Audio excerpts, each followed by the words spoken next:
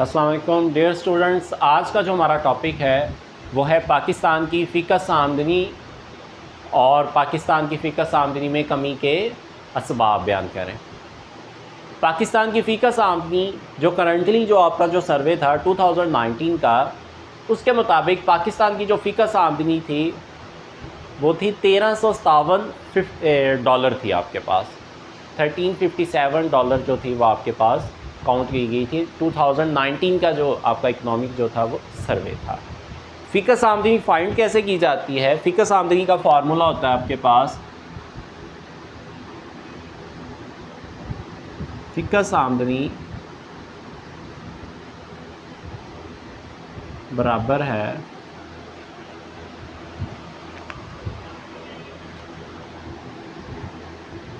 कुल कौमी आमदनी ओवर कुल आबादी। कि जो फ़िकस आमदनी है उसको जज कैसे किया जाता है? कुल कौमी आमदनी को कुल आबादी के साथ तकसीम कर दें तो आपके पास ये एवरेज यानी कि पर कैपिटा इनकम जो होती है वो हासिल हो जाती है। और पाकिस्तान की जो पर कैपिटा इनकम है वो है $1357 आपके पास काउंट किए जाते हैं आपके पास। अब पाकिस्तान की ये इतनी कम फ़िकस आमदनी जो है, पर कैपिटा इनकम जो है वो कम क्यों है, इसकी क्या वजूहात है, इसके मुख्तलिफ हमारे पास पॉइंट्स हैं। उनमें से कुछ पॉइंट्स जो होंगे वो हम डिस्कस करते हैं। तो सबसे पहले है आपके पास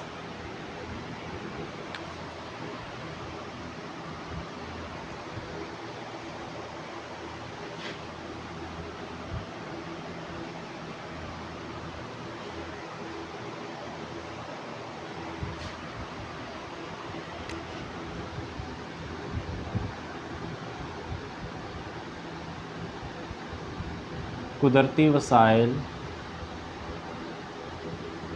का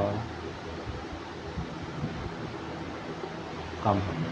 पाकिस्तान के अंदर जो नेचुरल रिसोर्सेज हैं वो कुछ ऐसे हैं जो बहुत ज़्यादा इस्तेमाल होते हैं लेकिन पाकिस्तान में जो है वो कम है। जैसे लोहा है आपके पास, ऑयल है आपके पास।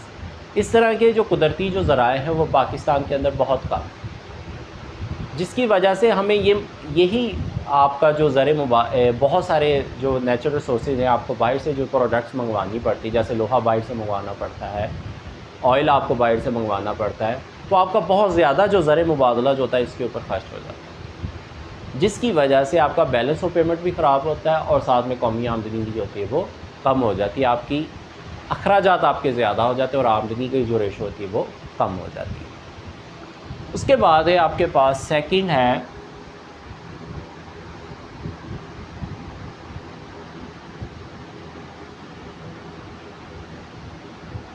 सरमाए की किल्लत।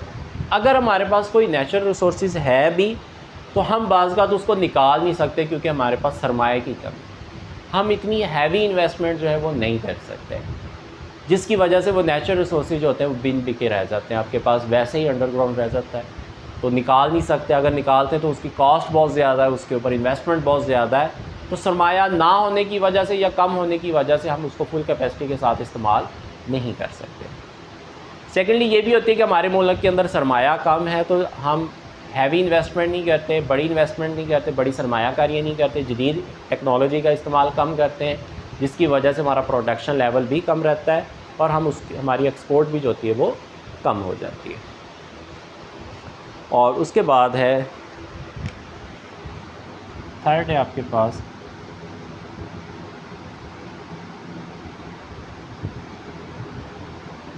नाकस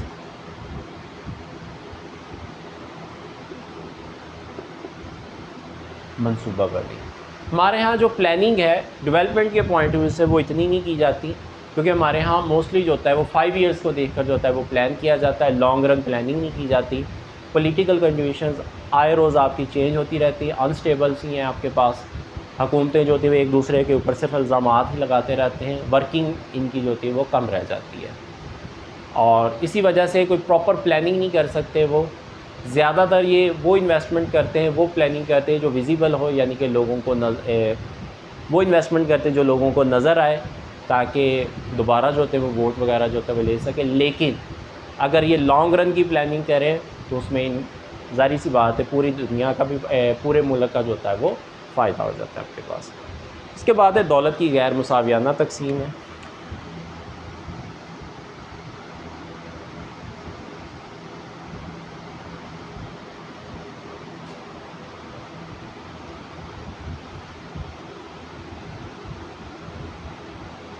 दौलत की गैर मुसावियाना तकसीम है आपके पास।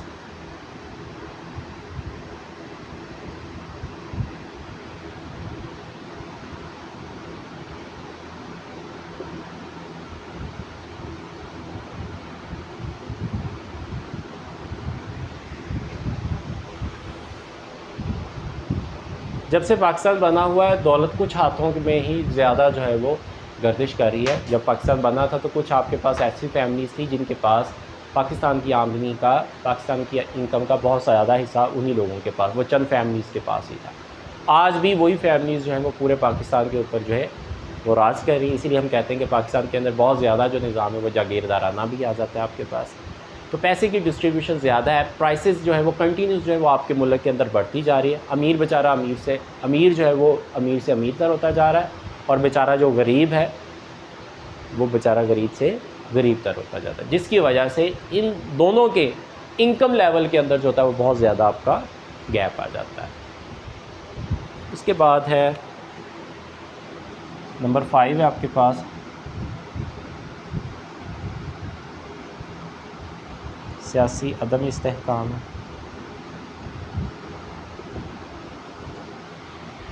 पॉलिटिकल जो सिचुएशंस है वो अनस्टेबल है, आए रोज़ हमारी हुकूमतें चेंज होती रहती हैं, जिसकी वजह से ये भी प्रॉब्लम आता है कि प्रॉपर आपके मुल्क के अंदर प्लानिंग नहीं होती। आप प्रॉपर आपके मुल्क के अंदर डेवलपमेंट्स जो होते हैं वो प्लान नहीं किए जाते, हुकूमतें चेंज हो जाती हैं, वो जो प्लानिंग होती है वो सारी की सारी दोबारा से रीअरेंज होना शुरू हो जाती है। नई हुकूमत आती है, वो पिछले सारे प्रोजेक्ट्स होते हैं वो बंद कर देते हैं, और नए प्रोजेक्ट्स जो होते हैं या फिर दोबारा से जो होती है उसकी प्लानिंग जो होती है वो शुरू कर देते हैं, जिसकी वजह से आपके बहुत सारे प्रोजेक्ट्स होते हैं वो अभी तक जो है वो वैसे ही पड़े हुए हैं आपके पास। नंबर 6 है आपके पास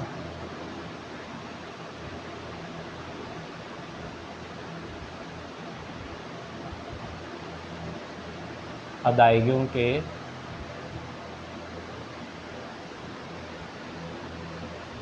तवाज़ुन में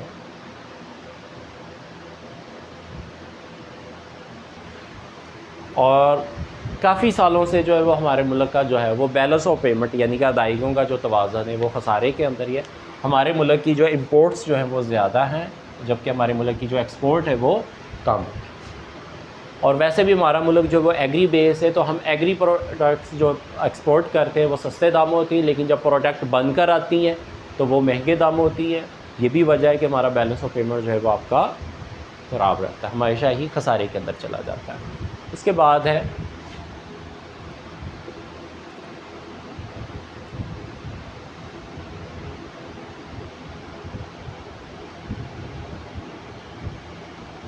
गैर मुल्की कर्ज़े हैं आपके पास। गैर मुल्की कर्ज़ा ज़्यादा होने की वजह से हम हर साल हम कर्ज़ा तो नहीं वापस करते, लेकिन उसके ऊपर जो सूद होता है वो वापस कर देते हैं। लेकिन फिर उसका ड्रॉबैक ये होता है कि आपके मुल्क में से बहुत सारा पैसा जो होता है वो कर्ज़े के सूद की मद में जो होता है बाहर चला जाता है, और आपके मुल्क के लोगों आपके मुल्क की जो आमदनी होती है वो कम हो जाती है। इस वजह से पर कैपिटा इनकम आपकी कम हो जाती है, और ज़ाहिर सी बात है अगर वही आमदनी आपके मुल्क के अंदर, वही पैसा आपके मुल्क में तो वो सर्कुलेट भी हो तो असर ज़ारब के तहत होता है वो कई गुना ज़्यादा आपके मुल्क की आमदनियों के अंदर जो है वो इजाफ़ा कर सकता है आपके पास। नंबर 8 है आपके पास माशरती बुराइयाँ आपके पास।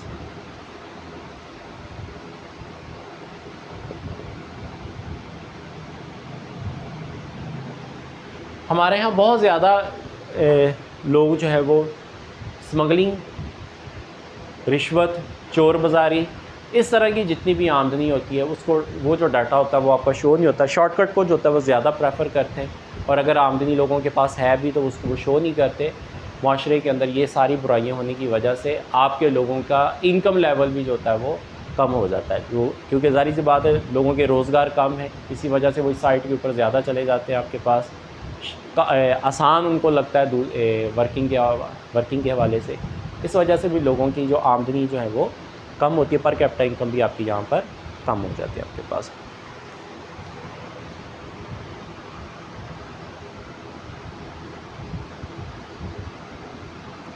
सनती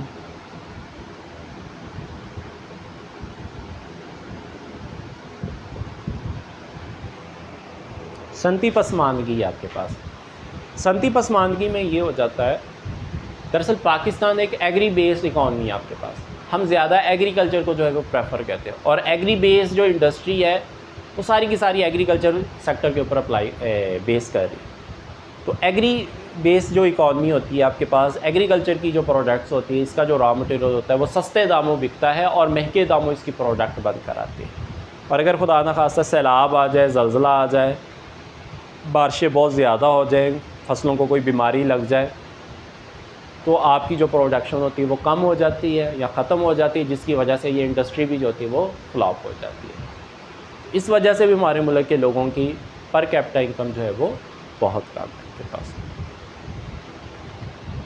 इसके बाद है नंबर 10 है आपके पास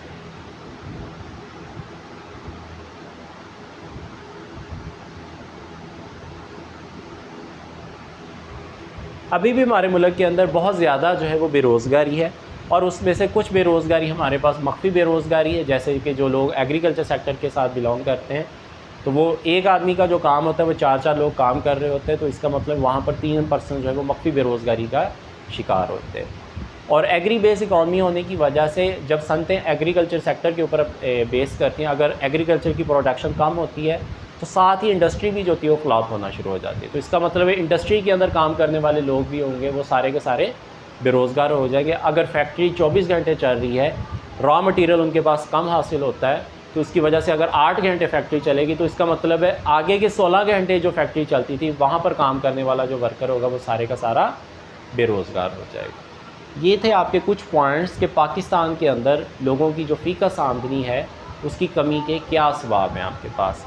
और पाकिस्तान की जो फ़ीकस आमदनी थी वो भी हमने डिस्कस की कि पाकिस्तान की जो फ़ीकस आमदनी है वो कैसे निकालते हैं, या फ़ीकस आमदनी जो होती है उसको कैसे जज किया जाता है।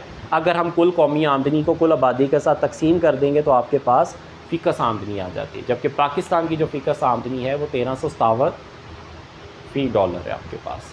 तो ये था हमारा आज का लेक्चर। अपना बहुत सारा ख्याल रखिएगा। अल्लाह हाफ़िज़।